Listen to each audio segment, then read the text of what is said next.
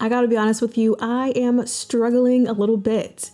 Have you ever struggled to stay consistent while undergoing transition? Well, you're not alone.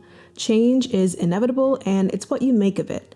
I recently moved into a new space and it's honestly taken me a while to get back into a consistent routine, but that's okay. I recognize change as an opportunity for growth and renewal. So in this video, I'll take you through my current cozy late fall morning routine that I've been cultivating to get back on track in my new space. This routine is about prioritizing easing into my day, mindful movement, and being intentional about pouring into my body.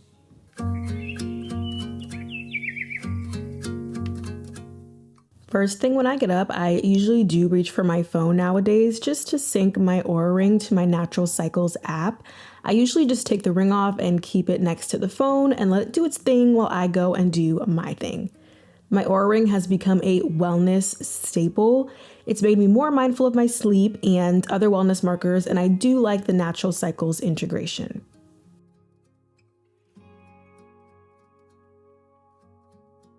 I make it a point to make my bed every morning just to set the tone for the day, and then I'm off to the bathroom to get the crust out of my eyes. We're doing the obvious oral care, brushing teeth, tongue scraping, mouthwash, all that good stuff. And then on to skincare. I've always taken skincare fairly seriously, but I'm 26 and I think establishing the preventative skincare habit now will only help me as I age. They say black don't crack, but it might just a little, okay? I'm in South Florida and also that ozone is not what she once was. So I'm definitely keeping up with my general skincare concerns as well as anti-aging initiatives. I've been getting back into actives, so vitamin C is really the only active I use in the morning, and at night I'm working my skin up again to take on retinoids. At night I'm currently using adapalene, the differin, to help with those mild breakouts and evening out the skin.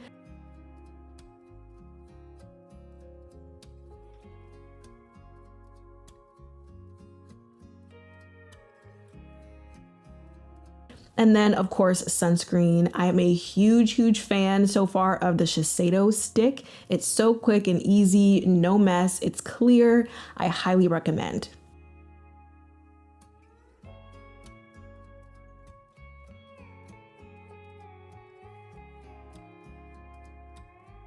And then lastly, as part of getting uncrusty, I am putting on some deodorant. I use Native. Don't come for me. I enjoy natural deodorant. None of my outspoken Caribbean relatives have plugged their nose so far, so I think I'm in the clear for now. Now we're getting this hair together. I'm currently wearing my hair straight, so I've just been either putting it into loose braids or wrapping it at night. And then in the morning, I'm usually just putting it into a little cute ponytail or a claw clip. Though she's a little frizzy here as we near wash day, the Florida humidity is doing what it's doing for sure. If you're curious, these are the products I'm currently using to maintain some sort of straight hair in this South Florida humidity. It's Sacred to clarify, moisturize, deep condition, and repair. I'm also using Amika and Dry Bar products for spray heat protectants and serums and to add shine towards the end of my flat irons. And I'm also using the Sacred hair oil here to tame some flyaways. I enjoy doing my movement in the morning, so here we're just pulling out a workout set. We're gonna head downstairs. First, I just wanna go outside to see a little sun. I'm so grateful that I do live in the sunshine pretty much all year round, so it's relatively easy for me to get that sunlight. There are also studies that show daylight exposure helps regulate circadian rhythm, and we know that a regulated circadian rhythm has a host of benefits for various bodily functions. So sometimes I opt for a little short walk or sometimes a longer walk if I'm not doing another workout in the morning. Today, I'm just headed out to sit in the back by the pool and enjoy a little morning meditation. I shared in my yearly planning video last December for 2024 that I wanted to make meditation part of my routines, and transparently, I have failed big time this year in being consistent, but I'm being more conscious of getting these sessions in more often for calm and clarity and focus throughout the day because it really does make a difference for me when I do it. And now we're back inside and in my happy place. I'm so grateful to have been able to use this space and invest in this Pilates equipment. I think it is just a huge step as someone who is certified just to keep growing and progressing in my personal Pilates practice. I actually had progressing in my personal Pilates practice on my vision board at the beginning of the year, but it wasn't something I got to do a lot of outside of teaching this year. So now that I have a corporate full-time job that's hybrid remote, it really became quite secondary, but now I'm just grateful to carve out time to be able to dedicate to my practice once more. It is so easy for me to not move my body if I fall into a rut of not working out for a few weeks. So I really have to be active in reframing my identity around someone that is just active, just moves her body, enjoys moving her body.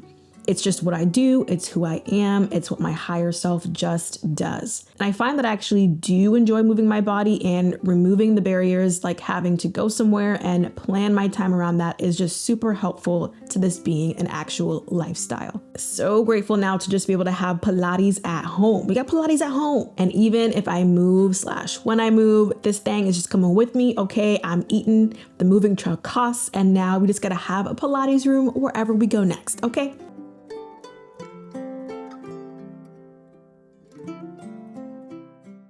Now that we're done, we're gonna get ready for today's activities, which is filming and cleaning and organizing around the house. I'm usually one to shower at night, but if I feel particularly sweaty after my movement, then I'll go ahead and hop in the shower again just to freshen up. And here we are getting ready. I also am trying to be more mindful of looking a little bit more put together in the house. Yes, I do work from home most of the week, but I just think because I look better, I naturally just feel better and ready to work, put in my best effort. So still prioritizing comfort because I love a good sweatpant, a nice lounge jogger, but also I'm finding ways to elevate that with accessories, investing in higher quality loungewear, making sure my hair and nails are at least cute. So that's how I kind of blend both of those concepts in a way that's authentic to me.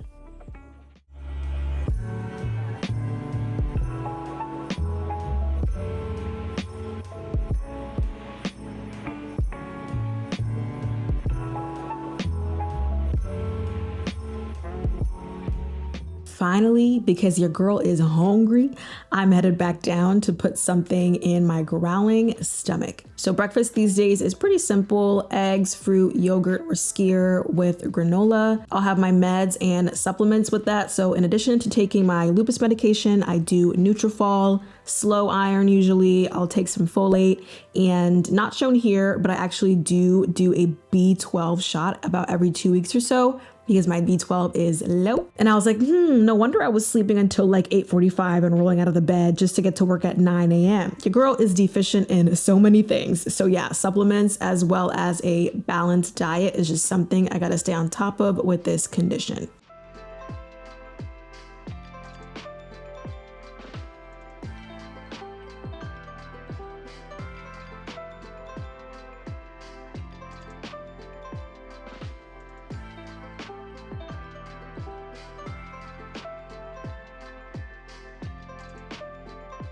And then best part, my daily matcha, of course. This is just a part of my morning ritual that brings me so much joy. It really elevates my mornings and gives me that calm yet energized feeling that I can carry into the rest of my day. I find the process of making matcha just forces me to be a little bit more present, since there are quite a few steps. You're not just pouring something into a cup, you gotta measure and sift and whisk. So I really do cherish this part of my morning. Lately, I'll toggle between either milk or no milk, just depending on what I'm feeling. I think ever since I switched over to Ippudo, I have been loving just drinking it straight or with a little honey or maple syrup and adding cinnamon. And then I'm headed upstairs to do some journaling before I get to work. Obviously, as you know, I talk so much about journaling on this channel. I have multiple videos, so you can kind of check out some if you're interested in why I love journaling and some of the tools I use as well.